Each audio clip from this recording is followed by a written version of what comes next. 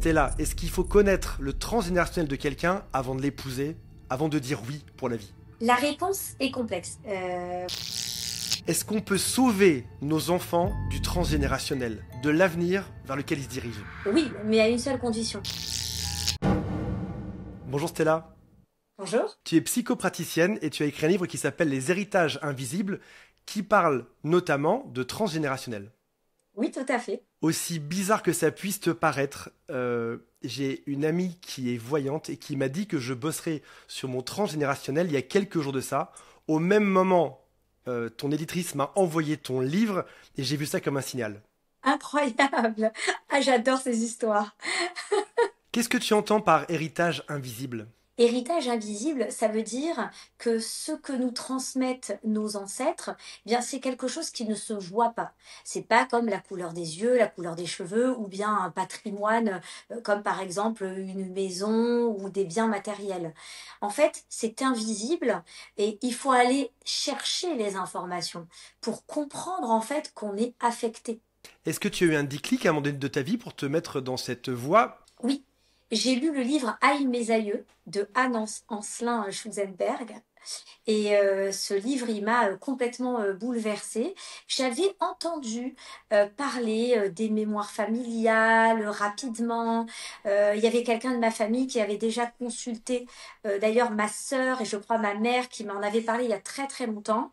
J'étais beaucoup plus jeune et qui m'avait dit qu'ils avaient consulté un thérapeute en psychogénéalogie et je lui disais mais ah bon mais c'est quoi ça et j'étais vachement intéressée et c'est que quelques années plus tard que j'ai lu ce livre et que j'ai fait des recherches pour pouvoir moi-même être formée et certifiée et pouvoir aider les autres. Quels sont les cas de figure où on devrait s'intéresser à ça dans sa propre vie?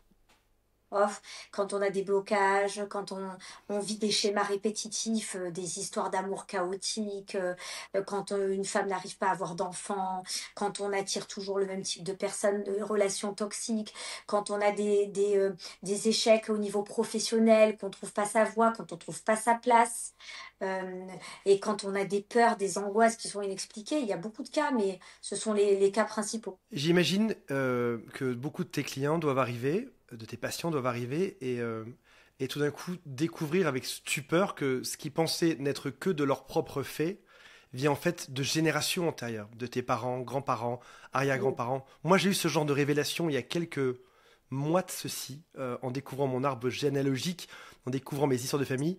Est-ce qu'à ton sens c'est quelque chose qui est codé génétiquement, psychologiquement, énergétiquement, ou c'est quelque chose qui se traduit par des comportements? Par exemple, nos parents peuvent avoir, tu parles parfois du poids du silence, une forme de silence qui transmet ces traumas aussi.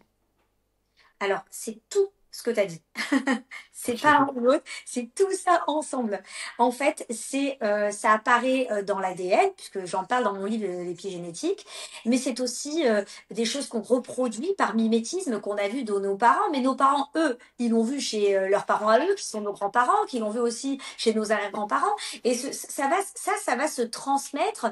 Mais tu sais, c'est un peu comme les traditions, tu vois, les coutumes et tout ça. Ça se transmet du vivant au vivant. En fait, tu vois, donc il y a tout ça qui va se transmettre.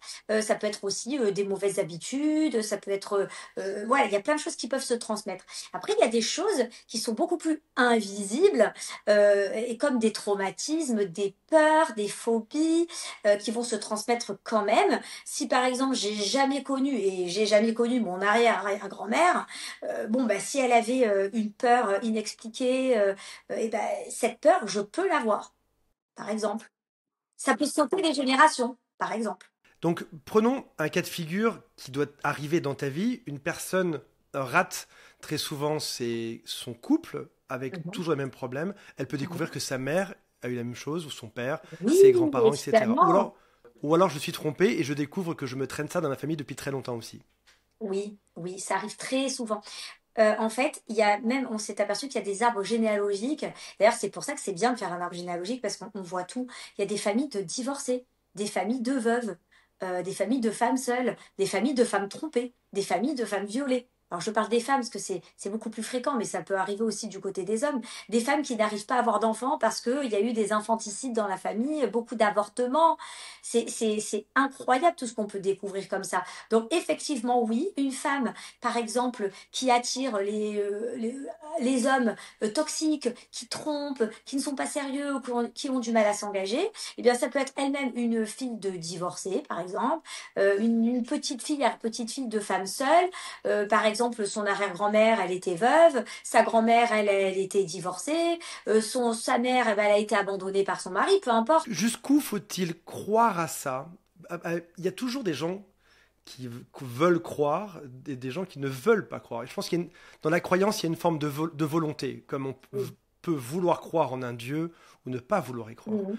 Jusqu'où est-ce que ta croyance va là-dedans? J'ai notamment l'histoire d'une femme qui m'avait dit qu'elle avait eu mal au ventre lorsqu'elle était enceinte au 42e jour et a découvert que sa grand-mère avait été attaquée pendant la guerre mondiale au bout de 40 jours, ou de 42 jours où elle était enceinte.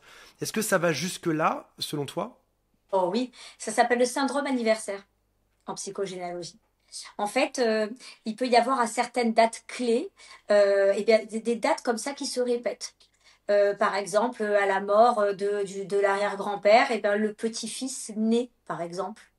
Ou alors, il peut y avoir, oui, des symptômes physiques ou des maladies qui se répètent. Par exemple, ça peut être tous les hivers. Tous les hivers, par exemple, eh bien, la personne. Alors, j'ai découvert ça il n'y a pas longtemps dans une de mes consultations. Alors, je suis assez fière de moi parce que la personne me consulte pour me dire, je comprends pas. J'ai des crises, un peu type maladie de Crohn, un peu comme ça. Crise Mhm. de ventre et tout ça. Ils ont toujours pas trouvé quelle était la maladie, les docteurs, hein. Il y a une errance médicale incroyable depuis des années. Cette personne me dit, mais je comprends pas, tous les hivers, à telle période, je suis malade et je fais des crises. Et en fait, je lui ai dit, mais quand est-ce que vous avez été conçu? C'est quand votre anniversaire? Quand est-ce que vous êtes né? Et j'ai trouvé la date de conception par rapport à ça, en discutant.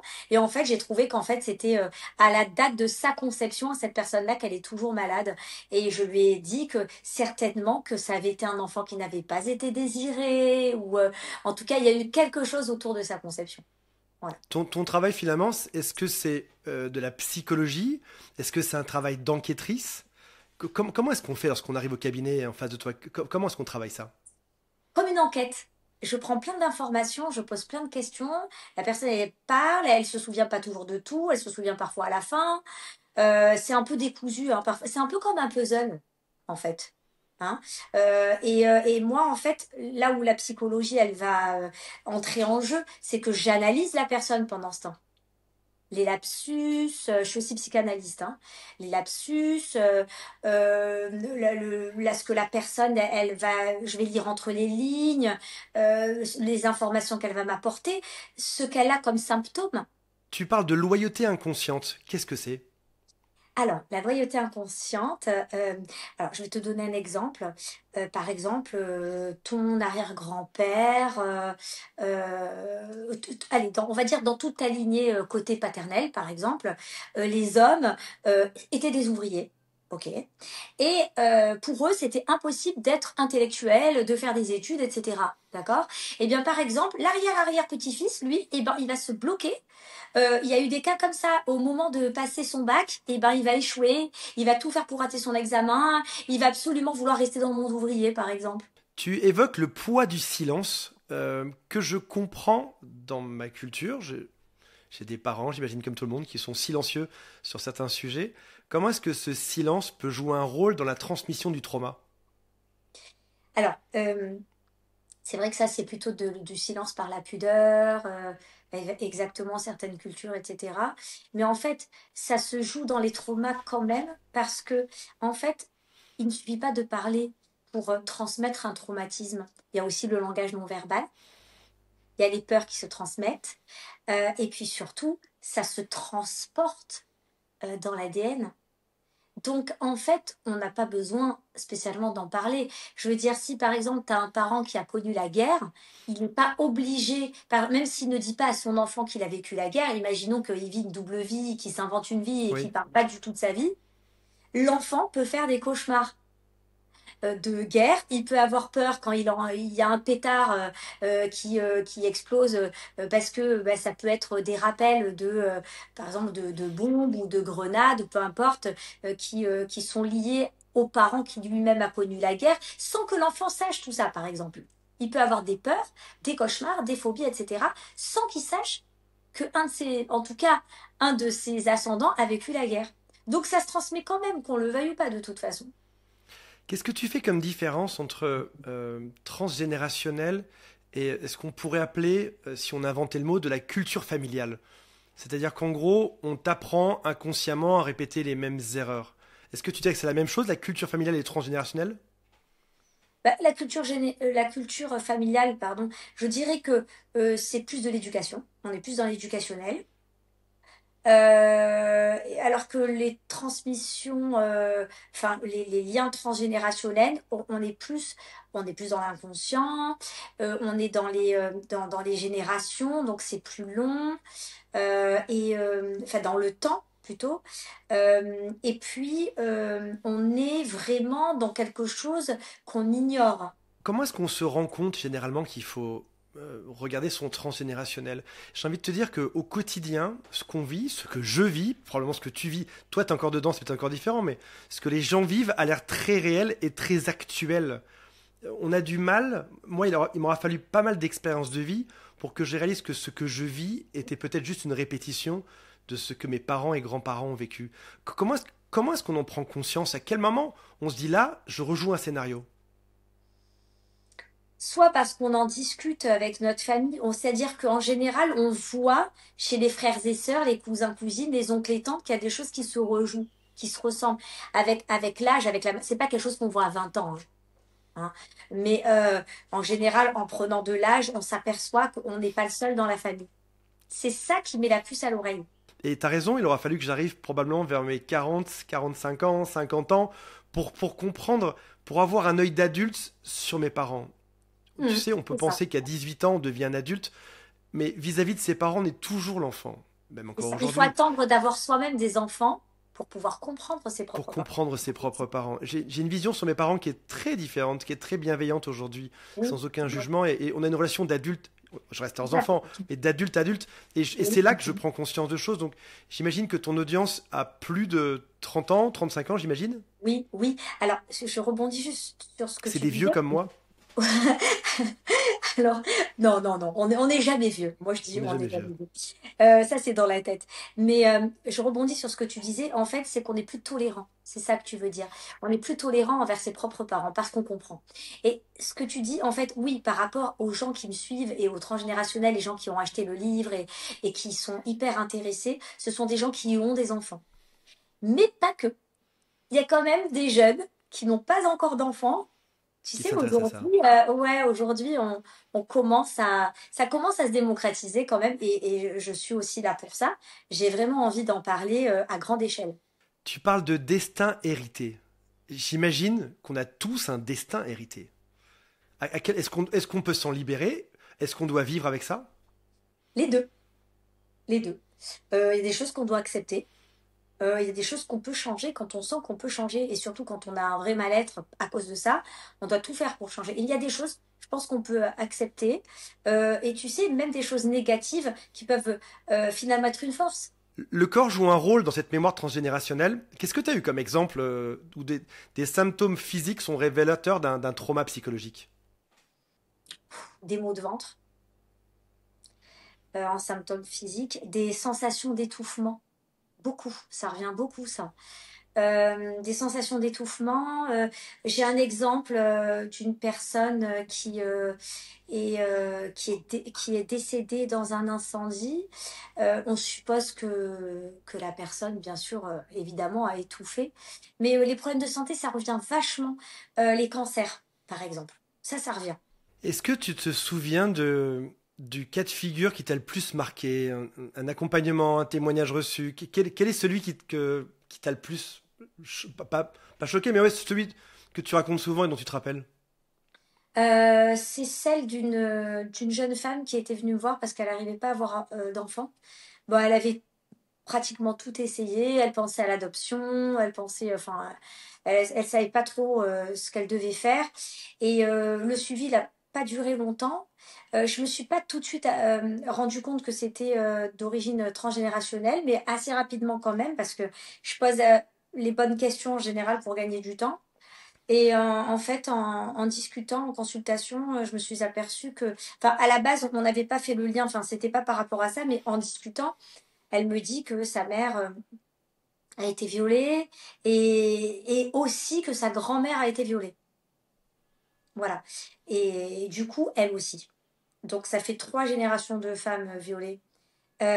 Donc elle le savait qu'elle avait un blocage par rapport à ça, mais par contre, elle n'avait pas fait le lien avec le problème, avec le fait de ne pas pouvoir avoir d'enfant parce qu'elle était en couple avec une personne avec qui elle s'entendait super bien et ça se passait super bien dans son couple.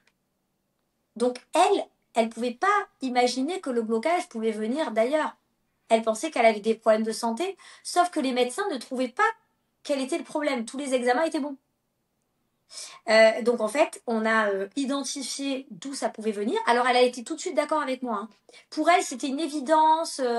Il a pas fallu la convaincre ou quoi que ce soit, hein. C'était Mhm. à partir du moment où on a identifié le problème, évidence, gros déblocage. Et elle est revenue encore une fois pour essayer un peu de se débarrasser de son trauma, essayer d'arriver justement à accepter un peu son destin, on va dire, et le destin Oui, oui. de ces femmes-là et tout. Euh, Elle a réussi à en parler avec sa mère et sa grand-mère parce que je lui ai dit, demander de le faire. Je lui ai dit qu'il fallait absolument qu'elle en parle pour aider à ce déblocage-là. Et quelques temps après, j'ai pris de ses nouvelles et elle m'a dit qu'elle était enceinte. Donc rien que le fait de comprendre ça a Oui, suffi à débloquer la situation. oui, Le moment oui, où je comprends ce que je rejoue, tout je à fait. débloque.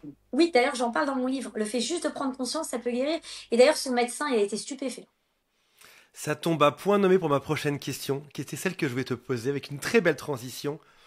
Docteur, psychothérapeute, psychanalyste, psychiatre et transgénérationnel, comment est-ce que cette profession est vue de l'extérieur? Est-ce que c'est une évidence? Est-ce que c'est connu? Est-ce qu'on t'envoie des patients? Ou est-ce que, comme beaucoup de pratiques, les gens se détestent parfois entre eux? C'est accepté en médecine, c'est reconnu. De toute façon, c'est prouvé par la science. Donc, c'est scientifique déjà. Donc, les médecins le savent. Et d'ailleurs, dans beaucoup, beaucoup de maladies, de problèmes de santé, les médecins savent que ça peut être d'origine transgénérationnelle. Ça, c'est une évidence et c'est prouvé et c'est officiel.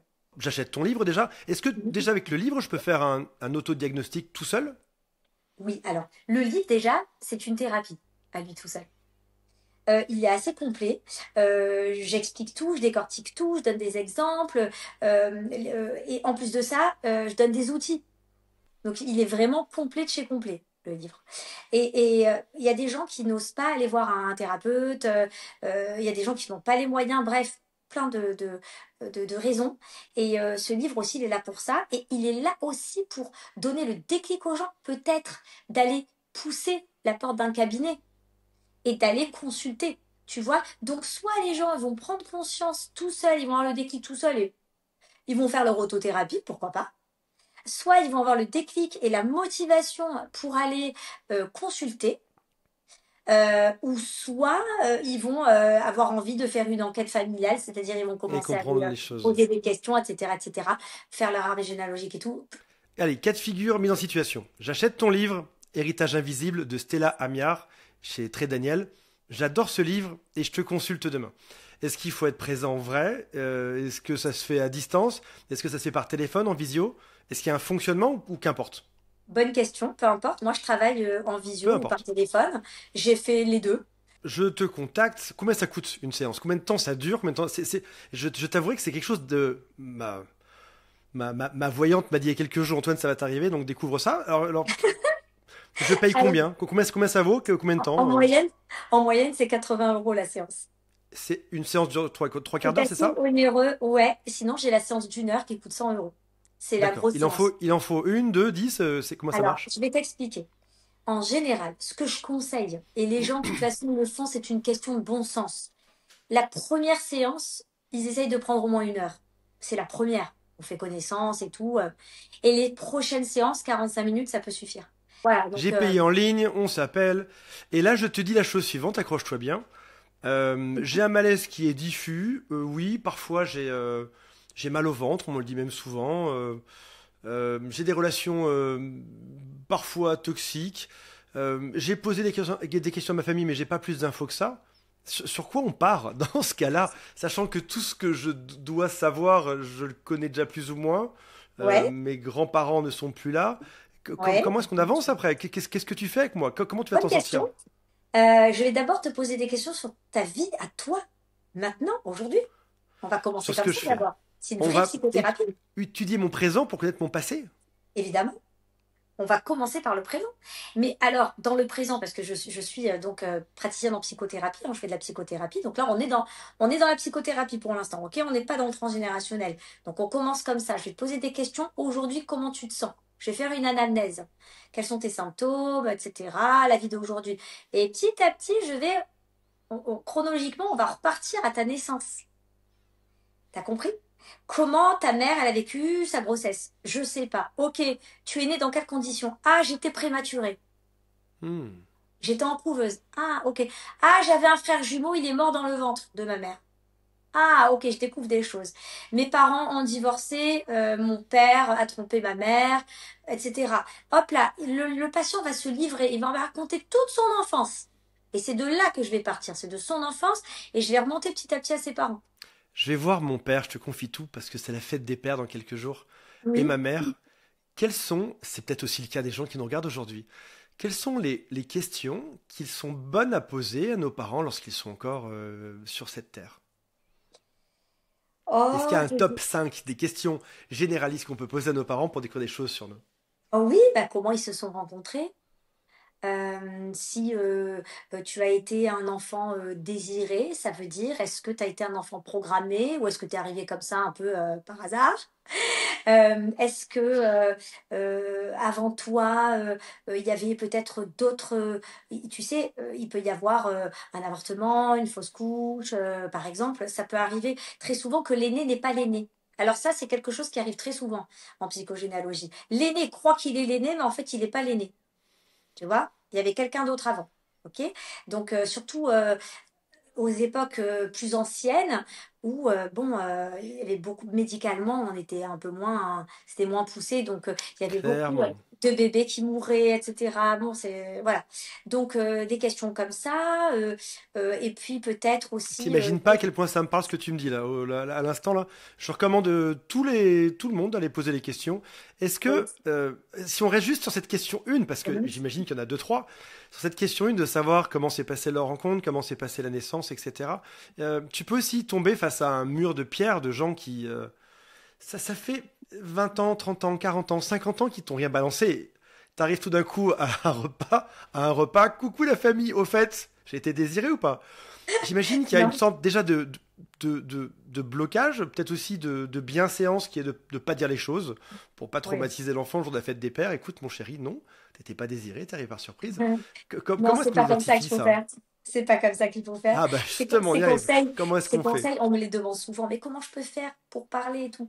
Il faut que ça se fasse soit en toute franchise, c'est-à-dire dans un moment un peu plus intimiste, autour d'un café. Voilà, je suis en train de faire des recherches sur notre famille, sur moi-même. Je suis en plein développement personnel. Voilà, j'ai quelques questions à te poser. Est-ce que tu acceptes de me répondre?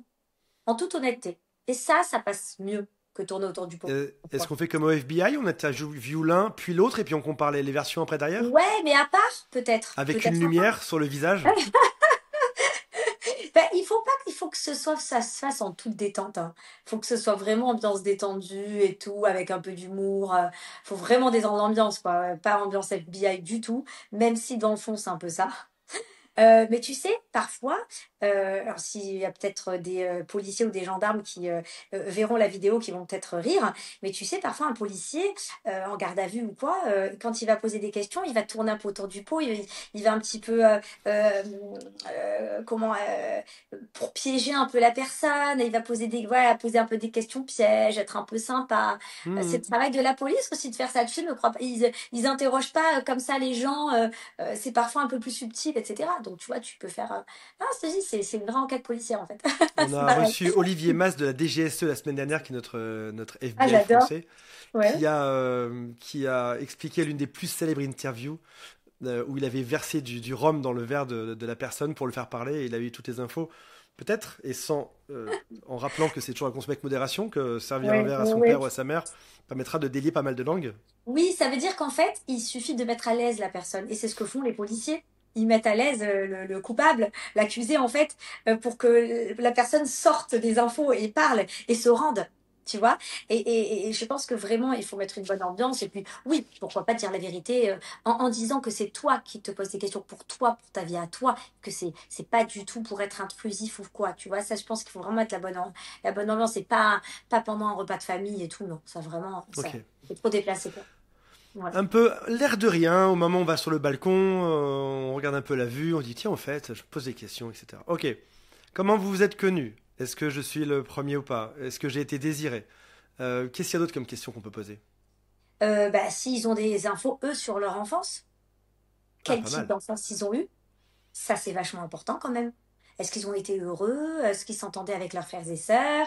Est-ce qu'il y Très avait des bien. conflits familiaux? Est-ce qu'il y avait des conflits avec leurs parents? Est-ce qu'ils ont fait la crise d'adolescence? De quelle manière ils l'ont faite? Est-ce qu'il y a eu une rupture à un moment donné de famille, c'est-à-dire enfants avec les parents? Est-ce se sont déjà fâchés? Est-ce qu'il y a eu des... Très important aussi cette question-là que je vais te dire. Est-ce que dans la famille, il y a des... Tu sais, quand les familles, elles coupent les ponts, tu vois, des fois, tu as des familles Oui. éclatées. Hein. Ça, c'est important aussi. C'est des questions qu'il faut poser. Je vais te poser une question bizarre, et j'attendais un peu qu'on arrive, qu'on ait un peu avancé dans l'interview pour que les plus sensibles soient partis avant cette question. Euh, je pense que c'est affreux ce que je vais dire.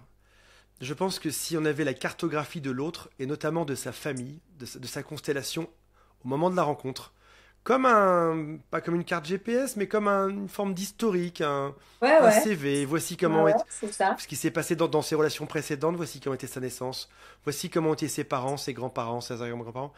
Est-ce que, selon toi, ça influe, euh, est-ce que ça prédit un peu la vie qu'on va avoir ensemble, de connaître la cartographie de l'autre, l'historique de l'autre? Question très intéressante que je me suis déjà posée, figure-toi, j'y ai déjà pensé. Euh, C'est affreux. Et Non, attends, non, avant mais que tu répondes, j'aimerais juste préciser pourquoi c'est affreux. Parce que ça voudrait dire, si c'était le cas, qu'on serait prédestiné en ayant un genre de mauvais pédigré, comme on parlerait d'animaux, tu oui, vois, oui, c'est on peut atroce. parler de pédigré, mais Une je suis d'accord personne avec toi. qui a un mauvais Hein. pédigré n'aurait pas le droit de se reproduire, ce qui est atroce. Et Alors, est-ce qu'on est coincé entre l'amour et la raison, à se dire, cette personne a un transgénérationnel de dégueulasse, lourd, quoi, ouais. Ouais, donc ouais. j'aurais dû l'éviter. Et moi, je te dis ça, pourquoi je te dis ça? Parce que beaucoup de Hein. mes clients m'ont dit, si j'avais connu l'historique familial avant, j'y serais pas allé. J'aurais pas fait Complètement. 5 enfants, je ne me serais pas marié. Et Ça d'ailleurs, m'est retombé dessus après, tu vois. ouais, Et ça se transmet. C'est-à-dire que, admettons, les deux sexes, hein, hommes et femmes, un homme rencontre une femme qui a un mauvais transgénérationnel, ça va se transmettre aux gamins, oui, oui, réciproquement. Une c'est pour femme ça. rencontre un homme qui a un mauvais transgénérationnel, Alors, les gamins vont se bouffer la même histoire, en fait. C'est-à-dire que, complètement, complètement. d'où Je vais ma t'expliquer. question que j'ai quand même pas mal allongée pour être sûr qu'on s'entende sur les termes. Non, non, Et même les 2 premières secondes, j'avais compris ta question, est-ce je qu'un savais que t'allais dire pédigré, et c'est ça. atroce de dire un Ouais, pédigré ouais. pour un être humain, est-ce qu'un pédigré, et ne me hurlez pas dessus en commentaire, parce que j'ai pas d'autres mots pour dire ça, est-ce que pédigré Mais de c'est une quelqu'un question très donne à peu intelligente. près l'endroit où la balle va aller, Ouais. la trajectoire va aller? C'est très intelligent comme question et c'est bien de se la poser aussi. Je vais t'expliquer. Tu sais, il y a une expression qui dit quand on se marie aussi avec la famille. Tu l'as déjà entendu ça? Ben Tellement. c'est vrai. Et ben c'est vrai. C'est pour ça qu'on dit ça. Ça vient de là, en fait. Donc en fait, c'est pas on se marie avec la famille, genre la belle-mère, faut la supporter, mais ça va beaucoup plus loin que ça. Les gens ne le savent pas, mais enfin, très peu le savent, mais ça va beaucoup plus loin que ça. C'est pour ça qu'on dit on se marie aussi avec la famille. Tu te maries avec tout le patrimoine génétique. Tu comprends? Donc, au-delà de la couleur des yeux, des cheveux, la couleur de la peau, etc., il y a aussi le patrimoine psychologique. C'est-à-dire, ça peut être des maladies mentales, ça peut être des névroses, etc. Pas mal de choses qui se transmettent. Et oui, évidemment que ça ferait peur.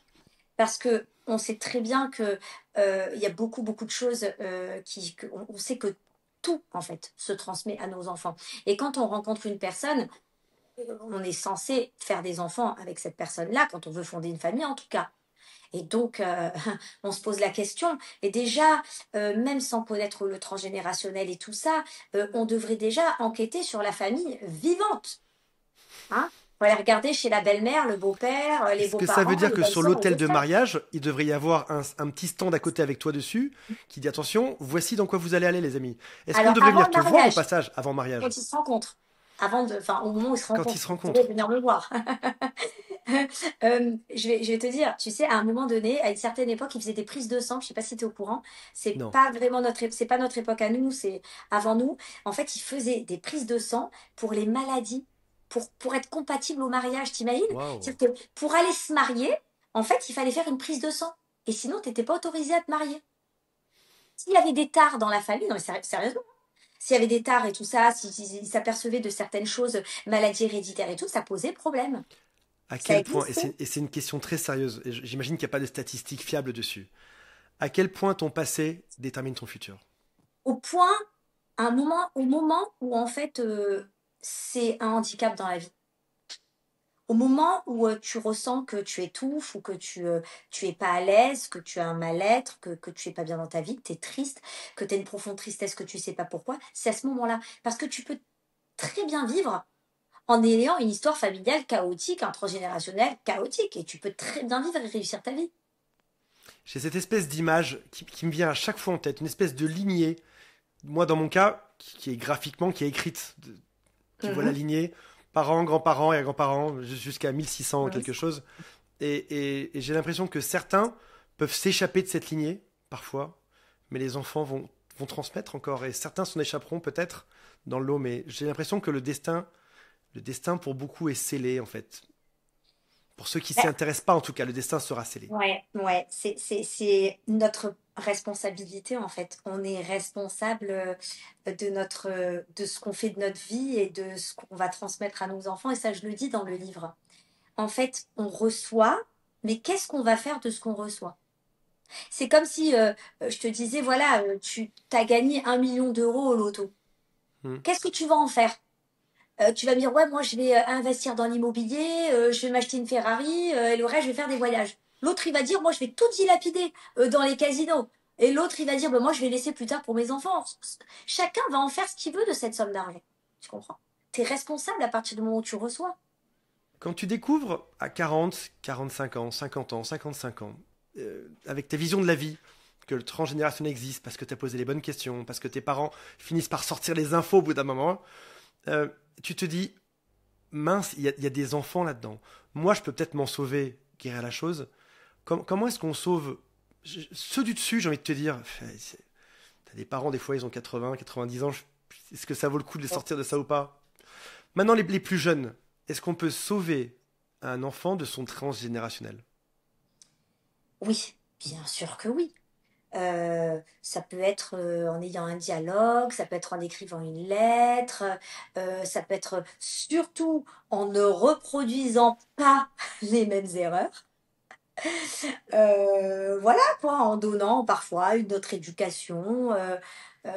Bien sûr, évidemment, et ça j'en parle beaucoup dans mon livre, hein, de la transmission par enfant. Je parle beaucoup d'éducation dans mon livre. Mais regarde, prends mon cas, imaginons. Je dis ça parce que je représente plus ou moins 15 ans, plus ou moins 10 ans ma chaîne. T'as déjà reproduit, tu les as déjà faites les erreurs, tu vois ce que je veux dire? Moi Ouais. j'ai une chaîne qui lutte contre les relations toxiques, les gens qui sont dessus, ils sont comme moi. On a fait ce qu'on a pu, malheureusement, pour le meilleur et parfois aussi souvent pour le Ouais. pire. Mhm. Les enfants sont aussi un peu marqués par ça au fer rouge, tu vois.